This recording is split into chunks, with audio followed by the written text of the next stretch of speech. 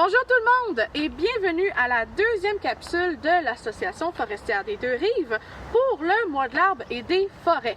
Donc je me présente encore Corinne, je vais être votre naturaliste interprète aujourd'hui à l'intérieur du parc du Mont-Wright. Notre sujet principal, ça va être les feuillus.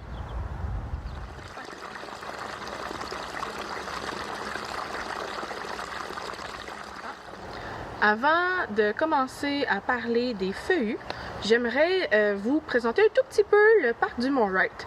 C'est un écosystème forestier exceptionnel puisque c'est une forêt ancienne. On a des arbres à l'intérieur de cette forêt-là qui font plus de 300 ans.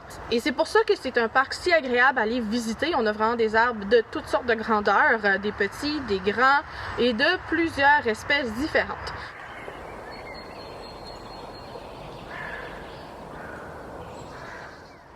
Alors, les feuillus.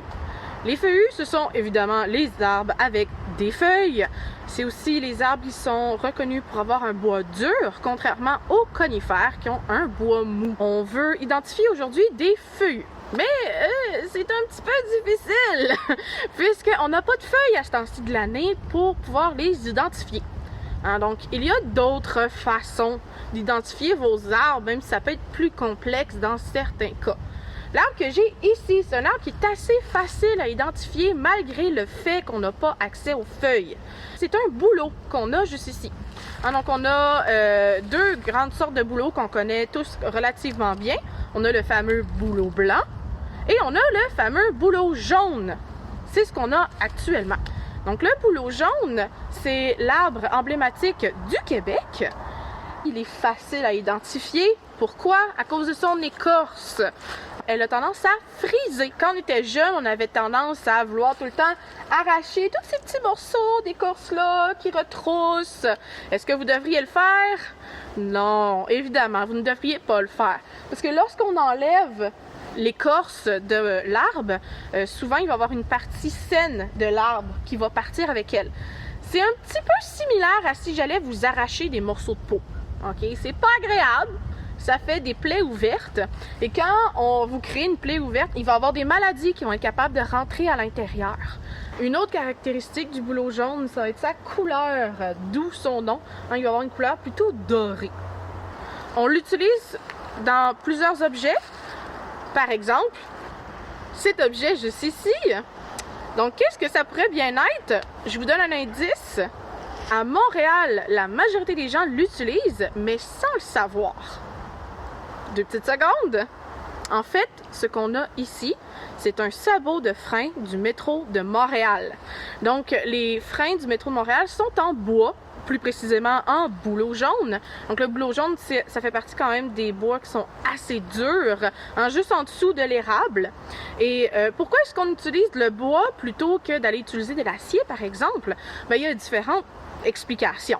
La première, c'est que l'acier, oui, va être capable d'aller ralentir la roue, mais il y a des chances également de briser la roue, vu que la roue, elle également, est en acier.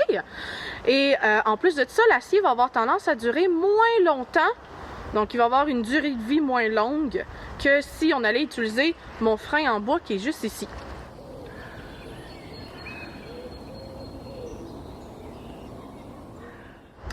L'arbre qu'on a ici, c'est aussi un arbre qui peut être relativement facilement identifiable, sauf que vous le connaissez probablement beaucoup moins, puisque c'est pas un arbre qui est extrêmement connu ou qui est beaucoup utilisé dans la transformation du bois.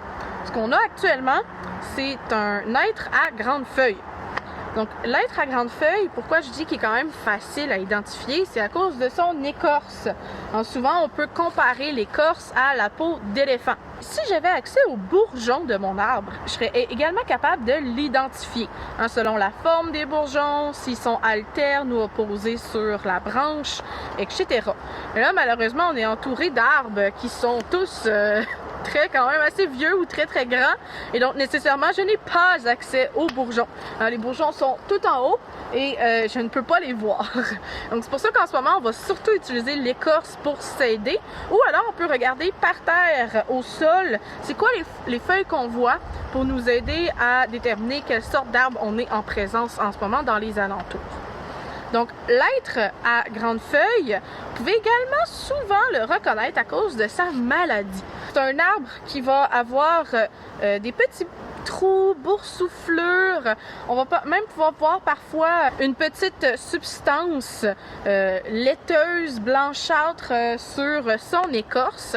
Et ça, c'est la maladie corticale de l'être. Donc, la maladie corticale de l'être, elle est amenée par un insecte qui s'appelle la cochenille. La cochenille de l'être, à la base, ne provient pas du Québec. Elle a été importée par accident. Et cette cochenille-là, quand elle va aller se nourrir de l'arbre, elle va créer des petits trous. Et en creusant ces petits trous-là, ça l'expose l'arbre à d'autres pathogènes tels que les champignons. Il y a deux sortes de champignons qui peuvent à ce moment-là rentrer par les blessures créées par la cochenille. Et c'est à ce moment-là que l'arbre va tomber malade.